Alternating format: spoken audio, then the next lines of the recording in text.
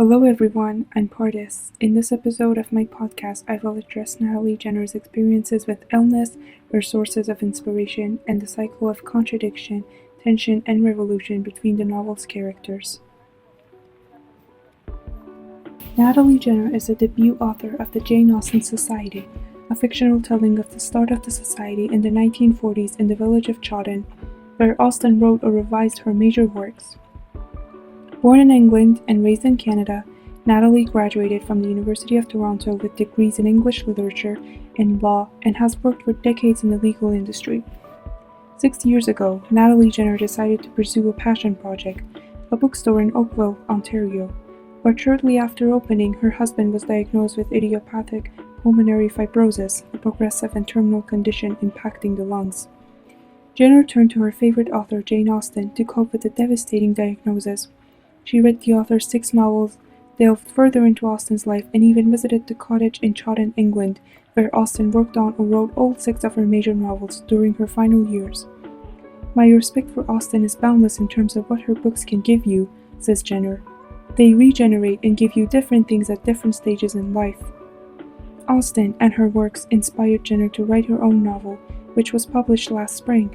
The Jane Austen Society tells the story of a group of villagers, a doctor, a lawyer, a teacher, servant girl, a farmer, an heiress, a Sotheby's auctioneer, and a Hollywood film star, who come together at the end of the Second World War to save Austen's cottage before it is sold off to a developer.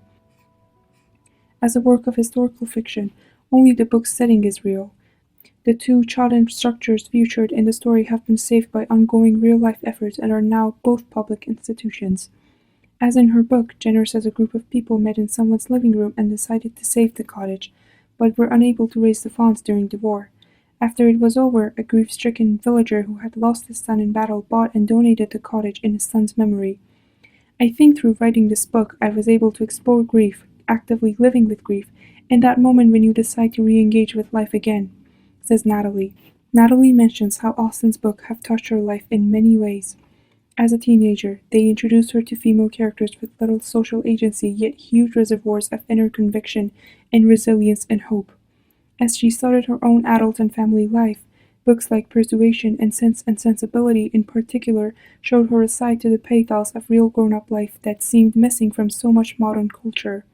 And most recently, Austen helped her through a challenging time in middle age by her personal example of living with chronic pain and grief and writing through illness and despair.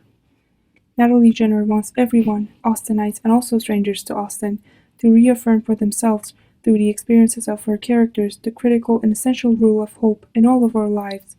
As she says in the book, sometimes hope is all we have, but hope can also sometimes be just enough. She knows it was for her.